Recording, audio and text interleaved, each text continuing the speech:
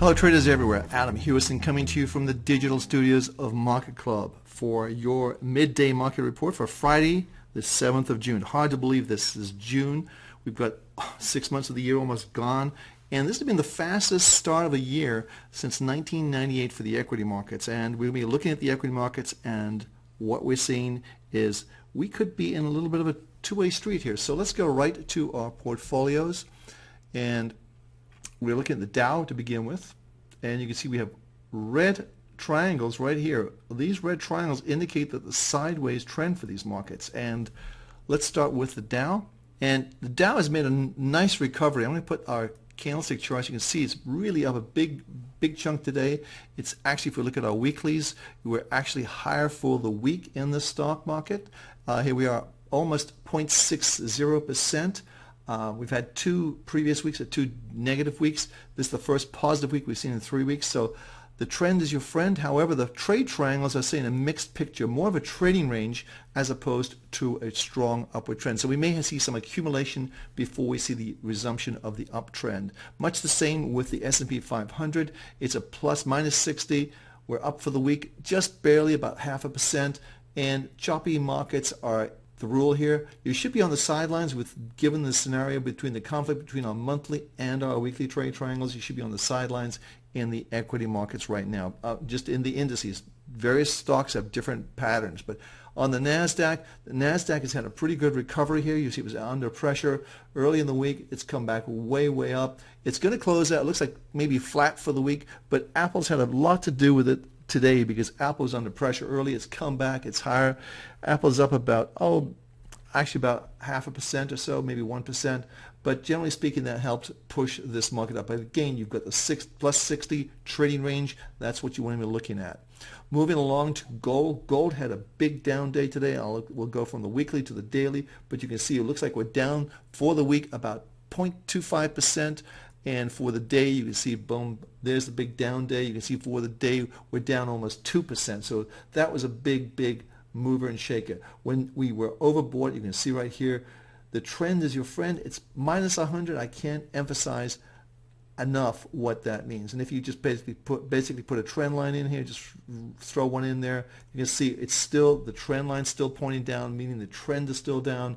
And we see that as just the way this market's going right now. And I think that's the operative word to look at. It looks like it's breaking down to the downside. So let's go to our next market, crude oil. Crude oil has had a big move up today. And here you can see, boom, big move up here. It's plus 55, minus 55, a trading range. Obviously, you've got some real areas to get over. And these are the areas that you should be really concerned about and looking at very closely. So you've got this area right here. That's definitely a problem, and these areas right here. So I would say a move over 98, which is right here, would be very positive for this market. Whether it can go another $2 remains to be seen, but it's putting in a very good performance this week. You can see we're up today, as I say, 1.5%, and for the week, if we just go to the weekly charts, very simple to do on MarketClub, you can see that we're up, gosh, 4.5% for the week, which is a big move. This also, I might add, is a signal that we may see further action. Here's the reason why. This particular candle is called a bullish engulfing, and it's one of the strongest signals you can get. Why it's called that is because it completely engulfs the previous week's action. You can see the high here and the low. So it opened here, that's where it's trading, so it's going progressively higher for the week.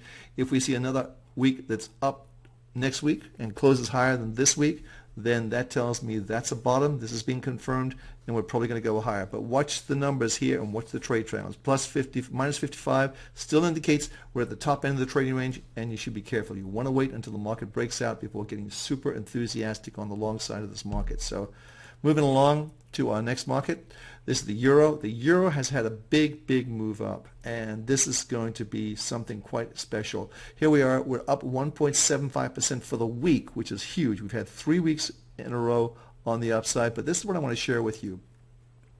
I'm going to go back to the daily charts, back to a line chart, and scope this out just a little bit further and move this up here. We actually don't need the trade triangles here. But what I'm seeing right now, which really sort of jumps out at me and tells me that we could see the euro still go higher, is you've got a pattern here, here, and here. And this is basically a pivot point,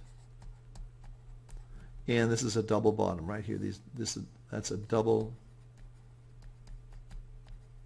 bottom. Okay, very reliable formation.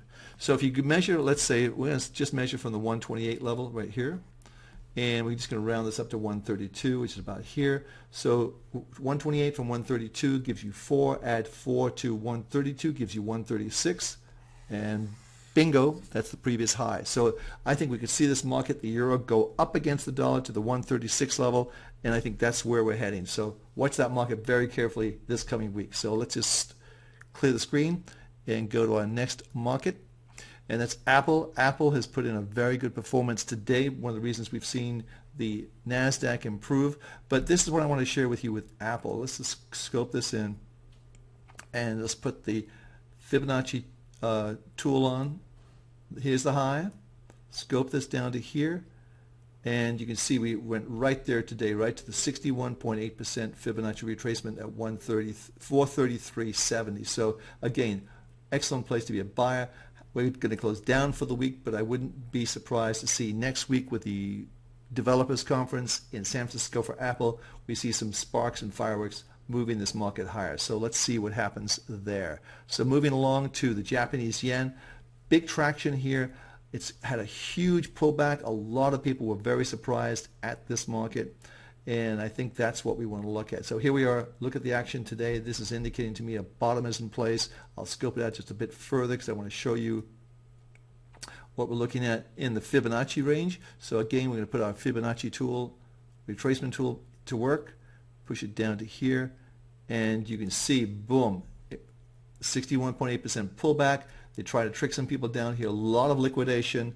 The market's very heavily oversold, and it would appear to me that this is, we're going to see the yen, I should say the dollar, probably pop up to maybe the 100 yen level from 97.50 right now. But I would think probably this is more or less a bottom, an interim bottom for the time being. But again, our early warning system in this market really picked it up very, very closely.